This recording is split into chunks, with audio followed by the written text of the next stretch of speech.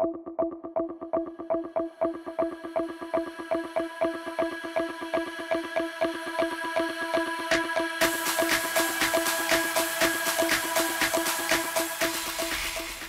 planter Indonesia, Assalamualaikum warahmatullahi wabarakatuh. Di siang hari yang berbahagia ini, izinkan The Brondel menjawab pertanyaan dari sahabat The Brondel. Pak Pendi, saya punya lahan sawit, memang lama saya merantau dan begitu saya ke lapangan kok lemes. Tanaman sawit saya kok pelepahnya mengering, kemudian kok produksinya juga kecil. Kemudian saya tanya, bagaimana sistem pemupukannya? Karena pemupukan ini akan menjadi faktor yang penting juga selain pengelolaannya. Sehingga ternyata pemupukannya juga belum sempurna, Pak Pendi. Maka izinkan The Brondel menjawab pertanyaan ini. Di dalam kita berbudidaya kelapa sawit itu selain bibit yang unggul, kemudian kita juga menanamnya di mana yang nanti akan menentukan faktor pembatasnya apa. Di dalam gambut sendiri dengan terlihat di video depan ya, di gambar depan itu terlihat bahwa pelepahnya mengering cukup parah seperti ini. Gendangnya cuma dua, ada dua hal yang sangat memungkinkan. Yang pertama memang ada air yang membatasi faktor hidupnya dia, atau yang kedua adalah masalah keasaman, karena gambut itu asam, Mas. Sehingga terkadang dengan tidak diberikannya hanya memberikan pupuk tertentu saja, kita sudah merasa cukup, bahwa itu tidak, bahwa kelapa sawit itu membutuhkan unsur hara yang cukup banyak, Mas, cukup banyak. Ketika airnya, kalau dilihat dari gambar di depan ya, ini kalau kita melihat gambar ini, mungkin airnya kadang-kadang ada kalau memang daerah perakaran itu tergenang, sehingga memang kelapa sawit juga tidak akan tumbuh baik. Kemudian bagaimana cara merawatnya kembali lagi? Saya lihat sih tanamannya ya masih muda dan memang pemupukannya juga masih sangat kurang. Sehingga ketika setelah diberikan dolomit, maka yang selanjutnya diberikan apa, Pak Pendi? Maka ketika kita mau menentukan pemupukan, kita pastikan dulu faktor pembatasnya ada enggak. Kalau faktor pembatas airnya itu ada, ya sudah, jangan dipupuk dulu, selesaikan dulu faktor pembatasnya. Karena kalau faktor pembatas airnya sering tergenang, kemudian beberapa tempat tergenang, ini akan menjadi masalah yang besar. Kalau kita pupuk pun tanaman kelapa sawit tidak akan pernah merespon. Sehingga selesaikan faktor pembatasnya dulu, baru kita melakukan pola pemupukan. Ketika mau masuk ke pola pemupukan, biasanya hanya menggunakan dolomit saja. Setelah itu apalah. Di dalam pola pemupukan sendiri, di tanaman di gambut sendiri adalah bagaimana kita memang menghindari pupuk yang bereaksi asam. Sehingga pupuk yang kalau misalnya pola yang digunakan itu memang mau pola NPK, maka polanya adalah tetap dolomit sudah diberikan, yang kata masih cerita dolomitnya sudah diberikan. Kemudian selanjutnya adalah NPK. NPK berapa? Kalau sudah panen seperti ini, maka pola pupuk NPK yang digunakan adalah 13-8-27-4. Nah, ini pupuknya. Karena juga di TikTok juga ada, Pak Pendi, kalau saya udah pakai mahkota itu, apalagi ya mahkota itu merek, Mas, Pak Tani merek, mahkota merek, kemudian beberapa merek yang lain, ada Zaramila juga merek. Namun NPK itu jenisnya banyak, kandungan yang terkandung di dalam NPK itu banyak, sehingga yang dipakai adalah 13-8-27-4 plus 0,65 atau 0,5 boron.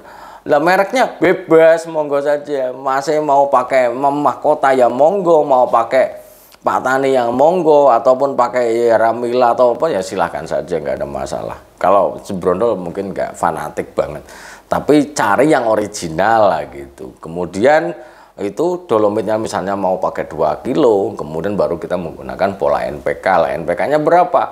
Jangan memaksakan, seperti vlog kemarin, jangan pernah memaksakan memupuk didasarkan pada umur. Ini yang sering salah kaprah di dalam pikiran kita. Selama tanaman tidak normal seperti ini, maka jangan sekali-kali didasarkan pada umur. Dengan memaksakan sesuai dengan umur, maka tanaman juga dalam kondisi kurang respon, karena memang dalam kondisi yang tidak baik-baik saja.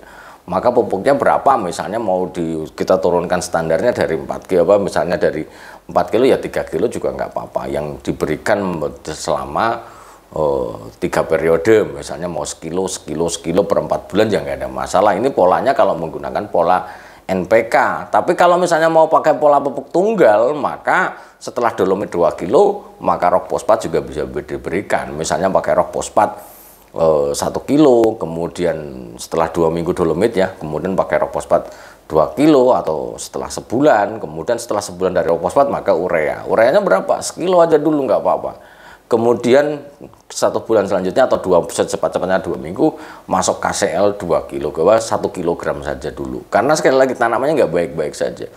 Dengan menerapkan pola ini, kemudian bagaimana kita menghindarkan kemasaman, maka tanaman kelapa sawit akan tumbuh menjadi lebih baik dibandingkan ketika memang nutrisinya juga tidak tersedia. Kemudian terlihat dari pelepahnya juga agak tegak, keras. Nah, ini karena memang sekali lagi di gambut memang butuh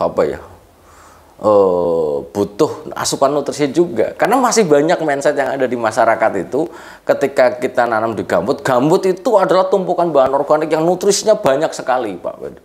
Kita nggak perlu hanya foto dolomit saja. Ini masih banyak petani-petani yang berpikir bahwa di gambut itu hanya pupuk dolomit saja semuanya terselesaikan.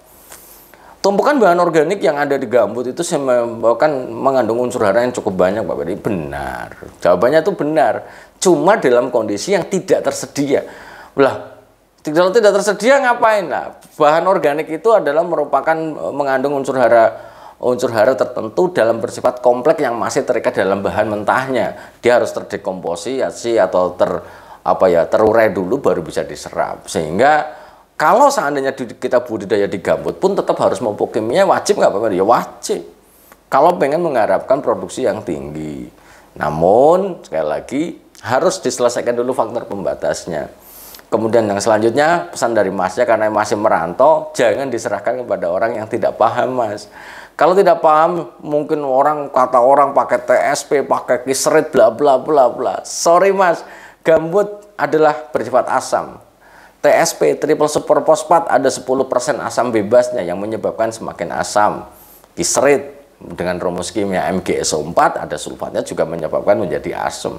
Sehingga tidak disarankan untuk gambut. Maka pilihannya dolomit, rock fosfat, urea KCL, atau dolomit NPK. Kemudian satu lagi, ini juga ada banyak orang yang bercerita, wah kalau tegak ini Pak Pendi, kemudian keras, maka pakai borat saja. Aduh, borat secara tidak langsung iya menyebabkan mekarnya pelepah.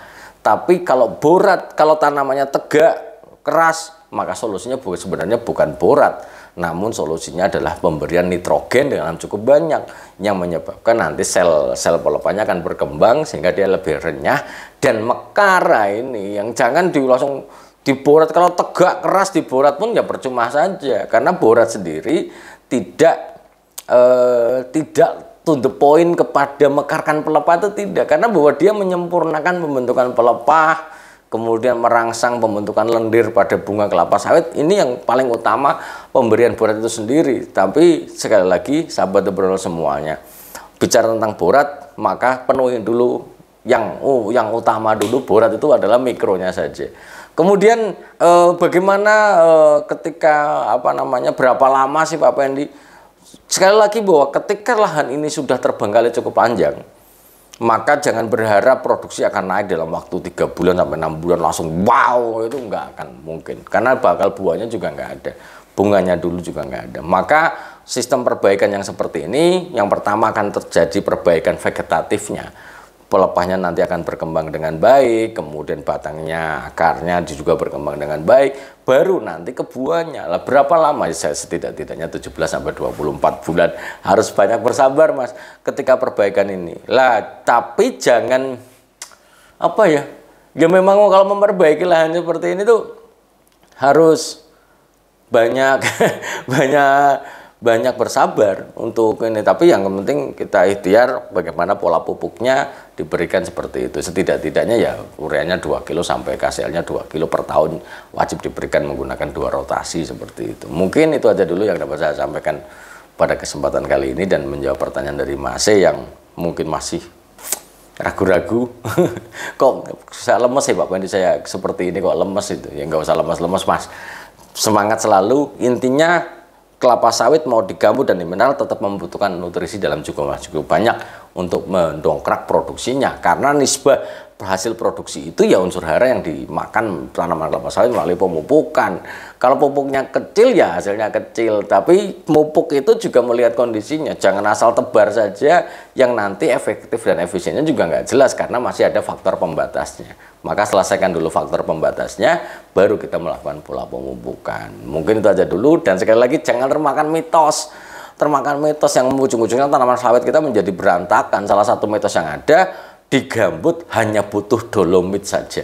Itu adalah mitos yang banyak beredar di masyarakat.